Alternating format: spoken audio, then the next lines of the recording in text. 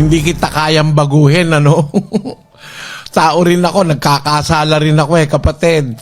Wala sa ating makakapagbago kahit sino man tao. Ang makakapagbago ang Diyos lang.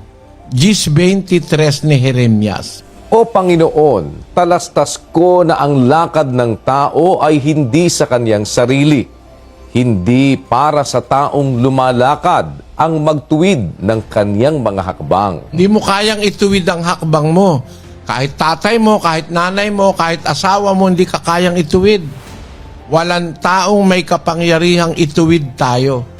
Tayo sa ating sarili, hindi natin maitutuwid. Alam mo kung paano? Basahin natin ang Kawikaan 16:9. Ang puso ng tao ay kumakatha ng kanyang lakad, ngunit ang Panginoon ang nagtutuwid ng kanyang mga hakbang. Akala mo ako nagpapabago sa'yo? Hindi. Ang Diyos, trabaho ng Diyos yun, kapatid. Nung makinig ka ng salita ng Diyos na sinasabi ko, ang Diyos nagtatrabaho na para baguhin ka. Kaya kailangan, pasakop ka na sa Kanya. Ano pa ang gagawin mo para mapaigting mo ang pagsunod? Aba, isa ang kulang mo, sumunod ka sa Diyos. Tanggapin mo ang aral ng Diyos. Magbautismo ka, hugasan mo ang kasalanan mo, at mag-umpisa ka ng pagsunod sa Diyos. 22:16 ng Gawa. At ngayon, bakit ka tumitigil? Magtindig ka, at ikaw ay magbautismo, at hugasan mo ang iyong mga kasalanan na tumatawag sa kanyang pangalan. Kaya, kung talagang nakikita mo, nagbabago ka, huwag mong sa akin yun ikredito, kapatid. Kredito ng Diyos yun, hindi akin. Binasa ko lang naman yung kanyang salita Nung marinig mo yung salita, kung sumasampalataya ka, mag-uumpisa ng magtrabaho ang Diyos sa'yo. Unti-unti kanya nang babaguhin. Gaya ng sabi mo, nagbabago ka ng paunti-unti. Pero meron ka pa rin bisyo. Para maalis lahat yun, magbautismo ka, mahuhugasan pati bisyo mo, mawawala yan. Nakita mo, sa kapangyarihan ng salita ng Diyos, mawawala yung lahat ng nararamdaman mong mga bisyo na yan, mga kung ano-anong mga pagnanasa ng laman, maaalis yan sa pamamagitan ng pagsampalataya at ng pagtanggap mo sa aral ng Diyos. Ang pangunahing hakbang na itinuturo ng Diyos para doon sa bautismo, mapatawad niya ang kasalanan mo. Pagkatapos ng bautismo, lalakad ka na sa pagbabagong buhay. Bakit? Sa bautismo, bibigyan ka ng Diyos ng Espiritu na makakatulong sa'yo sa mga kahinaan ng laman. Yung mga bisyo, yung mga kung ano-anong kasalanan, kailangan mo dyan ng tulong ng Espiritu ng Diyos. 26:41 ng Mateo. Kayo'y managpuyat at magsipanalangin upang huwag kayong magsipasok sa tukso. Ang espiritu sa katotohanan ay nakahanda, datapwat mahina ang laman. Ang espiritu nakahanda para tumulong.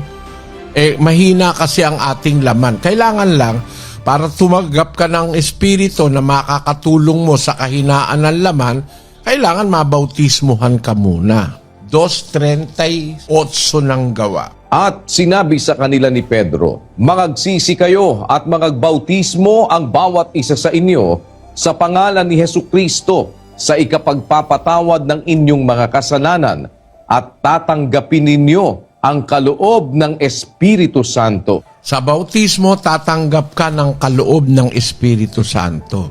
Yung ating pagkatao na mahina ang laman, bibigyan ka ng Diyos ng Espiritong kaloob para makatulong mo sa kahinaan ng laman. Roma 8:26. At gayon din naman, ang Espiritu ay tumutulong sa ating kahinaan. Tayong lahat na tao, tayong lahat may kahinaan ng laman. Para ka lang manalo, magwagi, laban sa kahinaan ng laman mo, sa mga bisyo mo, sa mga kasalanan mo, kailangan mo ang tulong ng Espiritu Santo. Yung tulong na yon, ibinibigay yon sa bautismo. Mag-uumpisa, pagka-bautismo, makakalakad ka na sa pagbabagong buhay. 6:4. ng Roma. Tayo nga'y nangalibing nakalakip niya sa pamamagitan ng bautismo sa kamatayan, na kung paanong si Kristo ay nabuhay na mag-uli sa mga patay sa pamamagitan ng kaluwalhatian ng Ama, ay gayon din naman tayo'y makalalakad sa panibagong buhay. Pagkatapos ng bautismo, gaya lang ni Kristo, namatay, nabuhay na mag-uli sa ikatlong araw, yung nabautismuhan, pagkatapos ng bautismo, parang nabuhay ka uli gaya ni Kristo at makakalakad na sa pagbabagong buhay. Kaya wag mong patagalin, kapatid. Pag-aralan mo, makinig ka ng doktrina, yung mga tutuparin mo sa loob ng Iglesia ng Diyos na itinuro ni Kristo, yung mga batas, yung mga palatuntunan ng pagiging mabuting tao, mabuting Kristiyano, mabuting ama, mabuting asawa, mabuting anak, mabuting kapitbahay. Lahat ng yon, pag napag-aralan mo, narinig mo, tinanggap mo, magpabautismo ka. At doon mo mararanasan yung kumpletong pagbabago sa buhay mo. Marami na akong nakitang mga tao, napakarami na, hindi ko na natatandaan silang lahat.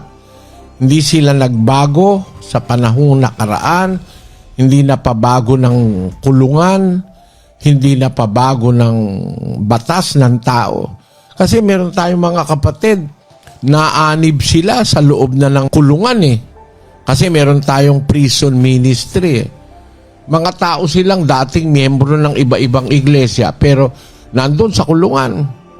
Mga kung ano-anong pinaggagawang kalukuhan.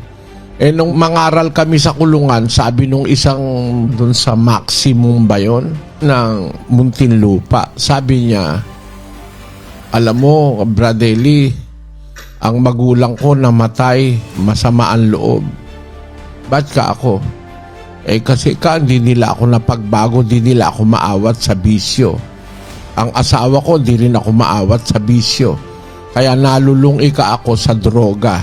Nakulong ako. Eh nung makulong siya, nakapakinig siya ng aral sa loob ng kulungan.